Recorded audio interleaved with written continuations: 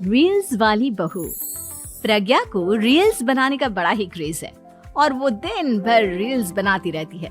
खाते पीते घूमते फिरते घर में कॉलेज में रील्स बनाने के कारण प्रज्ञा पूरे कॉलेज में हाईलाइटेड है। जहां उसकी रील्स सभी को पसंद आते हैं, वहीं मनीषा चिंता में डूबी रहती है। एक रोज जब खाते हुए प्रज्ञा रील्स बना रही होती है, तब मनीषा कहती है, 1 मिनट भी चैन नहीं है इस लड़की को। ये नहीं कि खाना तो आराम से खा ले, लेकिन नहीं, अरे थोड़ी देर रील्स नहीं बनाओगी तो आसमान नहीं टूट पड़ेगा। अरे मम्मी, इसी को तो कहते हैं डिटर्मिनेशन। तुम नहीं समझोगी ये सब। भगवान, इस लड़की को सद्बुद्धि दे। जब देखो तब टेढ़ा बाका मुंह बनाती रहती है। मनीषा की बात का प्रज्ञा पर जरा भी असर नहीं होता और वो खाते खाते रील्स बनाती रहती है। दिन बीतने लगते हैं और देखते देखते प्रज्ञा का कॉलेज भी खत्म हो जाता है। आए दिन कोई ना कोई मनीषा को प्रज्ञा की शादी करवाने का सुझाव दे जाता है। सब ठीक ही कहते हैं, प्रज्ञा की शादी कर देनी चाहिए। अपने घर के काम काज में व्यस्त हो जाएगी तो खुद ही ये रील्स और नाच गाना बंद हो जाएगा। मनीषा और प्रेम प्रज्ञा के लिए एक अच्छा लड़का ढूंढने लगते हैं और तभी विकी का रिश्ता प्रज्ञा के लिए आता है, जिसने प्रज्ञा को उसकी रील्स देखकर पसंद कर लिया था। अगले दिन विकी अपने माता पिता के साथ प्रज्ञा के घर पहुंच जाता है और प्रज्ञा साड़ी पहने हाथों में चाय की ट्रे लिए उनके सामने आती है। जब विकी को पसंद है तो हमें भी बहू पसंद है। बहन जी, आप बारात की तैयारी कीजिए। एक बार लड़का लड़की अकेले में बात कर ले तो अच्छा रहेगा। हाँ हाँ, क्यों नहीं। मनीषा विकी को प्रज्ञा के कमरे में भेजती है, जहां प्रज्ञा पहले से ही रील्स बना रही होती है। तभी विकी कहता है, आ गए आपके साजन जी। हमारे साथ ये रील्स कंप्लीट करती तो और भी अच्छा रहता। अच्छा जी, अब आ ही गए हैं तो बना ही लेती हूँ आपके साथ। दोनों मिलकर रील्स बनाते हैं। जब वी मीट और तुरंत पोस्ट भी कर देते हैं। फिर विकी कहता है, जब आप साड़ी में चाय लेकर आए तब मुझे लगा कि कहीं मैं गलत घर में तो नहीं आ गया। अब सही है। दोनों की शादी पक्की हो जाती है और शादी के दिन भी प्रज्ञा रील्स बनाने से चूकती नहीं। यहाँ तक कि बारात के समय भी नाचते हुए रील्स बनाती है।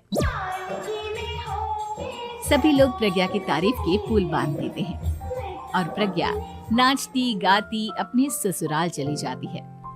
सब कुछ अच्छा चल रहा होता है। प्रज्ञा यहाँ भी दिन भर हर चीज की रील्स बनाती रहती है।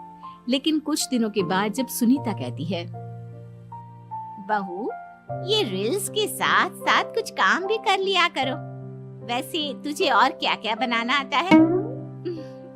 मम्मी जी, वैसे तो सब कहते हैं कि मैं सब कुछ अच्छा बनाती हूँ, लेकिन मुझे लगता है कि मैं मैगी अच्छा बना लेती हूँ। हाँ, कॉफी भी अच्छा बना लेती हूँ और मुंह तो सबसे अच्छा बना लेती हूँ। हैं?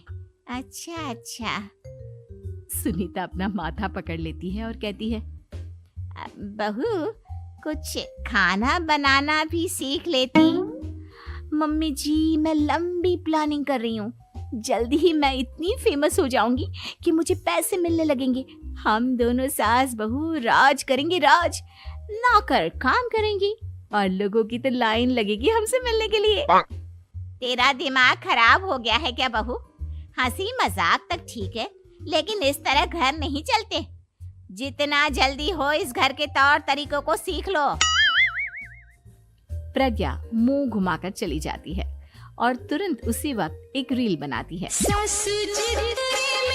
ये देख सुनीता का गुस्सा 7वें आसमान पर चला जाता है और विकी के घर आती ही सुनीता उसे सब कुछ बताती है। विकी भी अब प्रज्ञा की इन हरकतों से परेशान हो जाता है। तुम टेंशन मत लो मम्मा, मैं देख लूंगा। विकी कमरे में जाता है तो देखता है कि प्रज्ञा रील्स बना रही है। विकी बड़े ही प्यार से प्रज्ञा से कहता है, प्रज्ञा, इन सब के लिए मैं तुम्हें मना नहीं कर रहा हूँ, लेकिन फिर भी हर वक्त तो ये अच्छा नहीं लगता ना। समझने की कोशिश करो, मुझे भी तुम्हारा थोड़ा वक्त चाहिए। मैं जब ऑफिस से आता हूँ तो मुझे समय देने की जगह इसी में लगी रहती है। तुम ज्यादा ही सोच रहे हो। तुम भी मेरे साथ रील्स बनाओ ना, तुम्हें भी बहुत अच्छा लगेगा। तुम्हें इज्जत से कोई बात समझ में नहीं आती क्या? दिमाग खराब हो गया है तुम्हारा इस चकाचौंध से। अगर तुमने अपना रवैया नहीं बदला तो मैं तुमसे दूर चला जाऊंगा। तुम ही रिश्ता लेकर आए थे, मुझे लड़कों की कमी नहीं थी और ना आज है। विकी दरवाजा पटक कर चला जाता है। धीरे धीरे विकी प्रज्ञा से दूर होता जाता है।